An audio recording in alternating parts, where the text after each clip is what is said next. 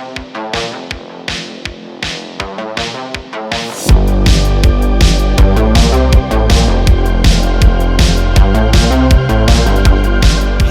and welcome to Diecast Restos. I'm Jason and today I'm working on the Matchbox Major Pack M1B BP Autotanker. This model was based on a real design study and replaced the Caterpillar Earth Scraper in the Major Pack spin-off series in 1961. These models were made for 5 years with very few variations or modifications, meaning it's a pretty common piece. Here's how the prototype Autotanker appeared, showing just how accurate the casting is. The Autotanker was first mooted in the late 1950s by BP. Contemporary fuel tanker trucks were too heavy, which directly affected their fuel efficiency and the load capacity. BP approached Thompson Brothers Limited, who produced commercial vehicles, airport fire tenders and tankers. The concept would be called the dromedary, sharing its name with the dromedary camel, which is able to store up to 80 pounds or 36 kilos of fat in its single hump.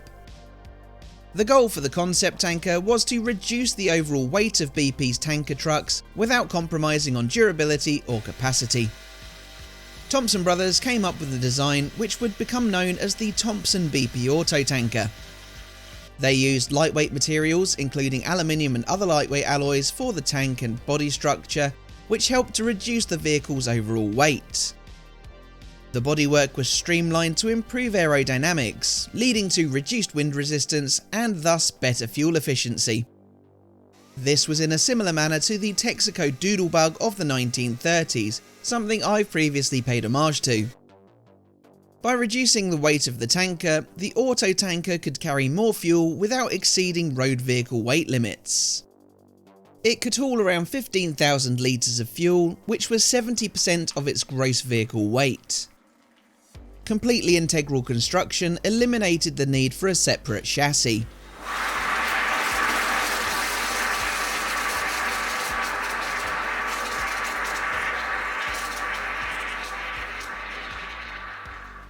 It was powered by a Leyland Power Plus 11.1 litre 200 brake horsepower engine, located at the rear and driving the rearmost axle.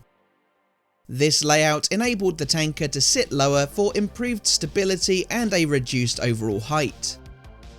Access to the driver's cab was through a front-facing half door, which is hidden by a BP sticker on this model. Only one would be produced, painted in the yellow and green corporate colours of BP. It was exhibited at the 1960 Commercial Vehicle Show on the Thompson Brothers stand. Following this, BP took the Autotanker to Denmark for testing. BP requested that modifications were made during this testing, which was completed by Thompson engineers. Unfortunately though, this would be the end of the line for the Thompson Autotanker. But just 1 year after its public unveiling, it would be immortalised in diecast form by Lesney. I always think it's funny how there are certain real-life vehicles that are not particularly well known or just produced in low volumes that are far better known by their diecast replicas. I am sure that there are plenty of people who never knew that this impressive looking coach-like tanker was based on something that did actually exist. When the models arrived in 1961, they looked almost identical to how mine started out.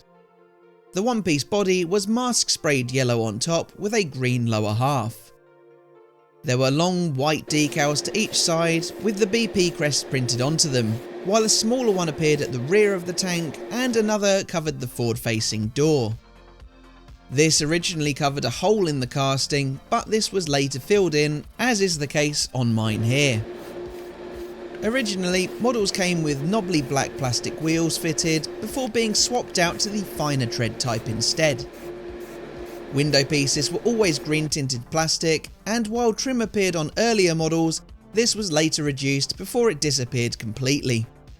You can find a mix of trim to the headlights, rear bumper, or none at all. The Major Pack series was eventually phased out, and the BP Autotanker would be no more after 1966.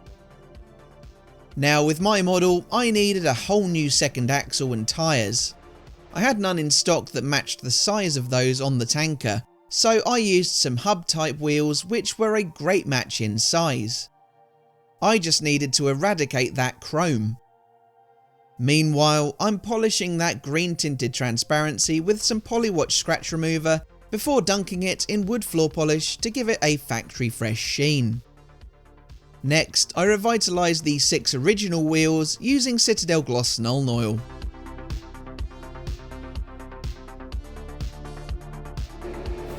Then it's time for the first paint application, a base of Tamiya's TS16 Yellow.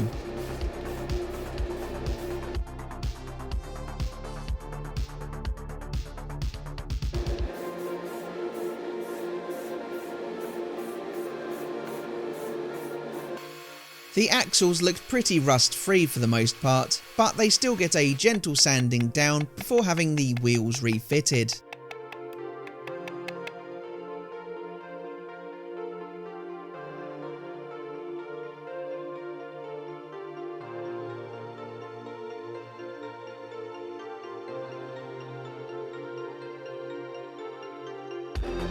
Using Tamiya masking tape, I've carefully marked the divide between the green and the yellow, then I've gone over the other exposed yellow areas in cheaper general masking tape. After a clear coat to seal any gaps, I go in with Tamiya's TS35 Park Green on the lower half. After a couple of coats of that and plenty of drying time, I begin peeling away at the tape.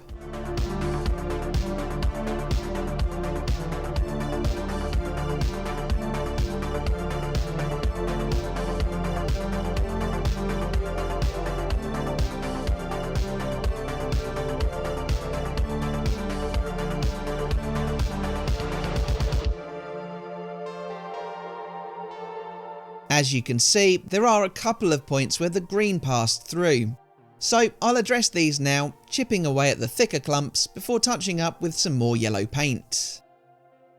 Here's a bit of trivia for you.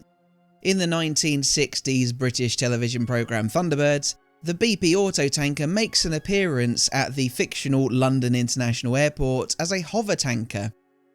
It had been redesigned by the showmakers to conceal its wheels and give it a hovering effect.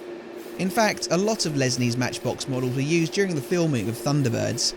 You can spot quite a few, including in the first episode where you can spot the hover tanker.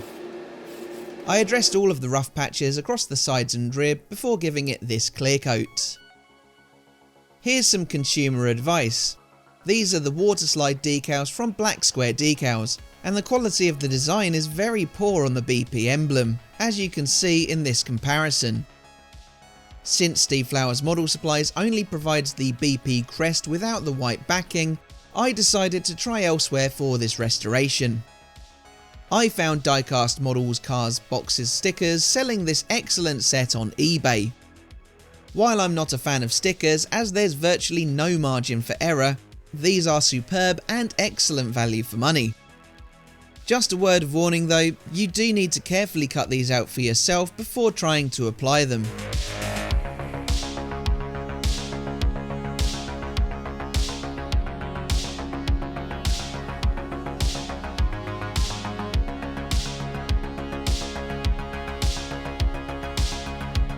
The transparency needed a little assistance going back into the casting, as the shallow rivet that I had to grind down to release it is now even shallower. A touch of Yoo-Hoo adhesive should do the trick. I decide to add in the headlight trim, but opt to forego the rear bumper treatment.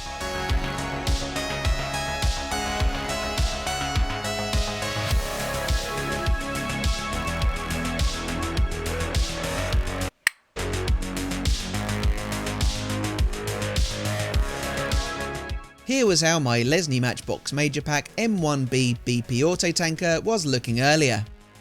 It had lost its second axle and set of wheels at some point in its life, plus the tab at the front had been pushed out, giving it a raised appearance. As usual, the paint was scruffy and the decals patchy depending on where you were looking. My biggest challenge would be painting the green-yellow segments, which had no clear division, but this is how it now looks. Slightly darker in its yellow TS16 over the more lemony original, it does match my previous BP restorations. I've tried to keep that dividing line as crisp as possible without mask spraying like Lesney would have done back in the day. I think these stickers look excellent, so I'll put a link in the description to where I sourced them. The BP emblem is spot on and the white backing is a real added bonus. I'm also really pleased with my wheel match, using those hub style ones and painting them black. They look almost identical now. And to finish it off, I've dabbed on some chrome to the headlights. What do you think of this video? Did you learn something new today about the Thompson Autotanker? Let me know down in the comments and leave a like if you enjoyed the restoration. Make sure that you're subscribed in order to stay up to date with all the latest from me, but all that leaves me to say is thanks for watching and I'll see you again for the next one. Bye for now.